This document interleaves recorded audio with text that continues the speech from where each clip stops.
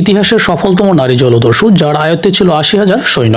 অবাক লাগলেও সত্যি, সমুদ্র ছিল তার দখলে। ৮০,০০০ জলদস্যু তার আঙুলের ইশারায় উঠতে বসত। ১৮০০ এর বেশি সংখ্যক যুদ্ধ জাহাজ ছিল তার আয়ত্তে। সেগুলো তার কথা অনুসারে সমুদ্রের বিভিন্ন জাহাজ লুটপাটের কাজে নিযুক্ত ছিল। অথচ এই নারী একসময় বাস করতেন পতিতালয়ে। ঊনবিংশ শতাব্দীর প্রথম দিকে ক্যান্টন শহরের ভাসমান পতিতালয়ে বাস করতেন এই নারী। অতঃপর সেখানেই তার সঙ্গে পরিচয় ও প্রণয় ঘটে চ্যাংআইয়ের, যিনি ছিলেন দক্ষিণ চীন সাগরের এক ভয়ঙ্কর জলদস্যু। এক পর্যায়ে তারা বিয়ে করে সংসার বাঁধেন। বিয়ের পর থেকে স্বামীর সঙ্গে দুঃসাহসিক বিভিন্ন অভিযানে অংশ নিতেন এই সাহসী নারী। বলছি চিং শিয়ার কথা। ইতিহাসের সবচেয়ে কুখ্যাত এবং সফলতম নারী জলদস্যুদের একজন ছিলেন তিনি। তার স্বামী ছিলেন চ্যাংআই। স্বামীর কারণেই এই নারী এতটা সফল জলদস্যু হয়ে উঠেছিলেন, কারণ তার স্বামী চ্যাংআই ছিলেন একজন শক্তিশালী জলদস্যু। সমুদ্রের বিভিন্ন স্থানে তার ছোট ছোট জলদস্যুর দল ছড়িয়ে ছিটিয়ে থাকত। ১৮০৪ সালের মধ্যে চ্যাংআইয়ের আয়ত্তে ছিল ১,২০০টি জাহাজ এবং সেই জাহাজগুলোর দায়িত্বে ছিল ৭০,০০০ জলদস্যু। বিয়ের ৬ বছরের মাথায় ৪২ বছর বয়সে ১৮০৭ সালে চ্যাংআই মারা যান। এরপর চ্যাংআইয়ের পরবর্তী উত্তরাধিকারী হিসেবে দায়িত্বে চলে আসে তার পালক পুত্র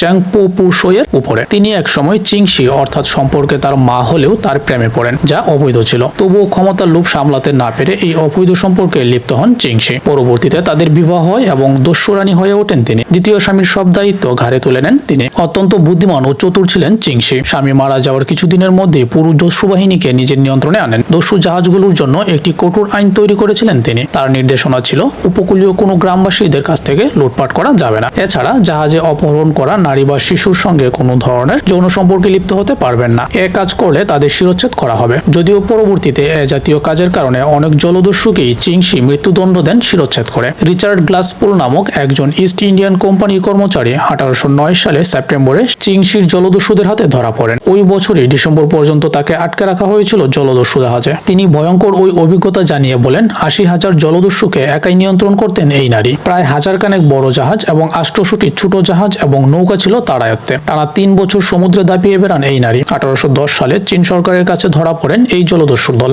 এরপর ক্ষমা প্রার্থনা করে অবসর গ্রহণ করেন চিংশি। ১৮৪৪ সালে ৬৯ বছর বয়সে মারা যান ইতিহাসের কুখ্যাত ও নিষ্ঠুর এই নারী। ভিডিওটি আপনার কাছে কেমন লাগলো কমেন্ট করে জানিয়ে দিন এবং পরবর্তী আপডেটগুলো পাওয়ার জন্য চ্যানেলটিকে সাবস্ক্রাইব করে রাখুন এবং পেজটিকে ফলো করে রাখুন। ধন্যবাদ সবাইকে।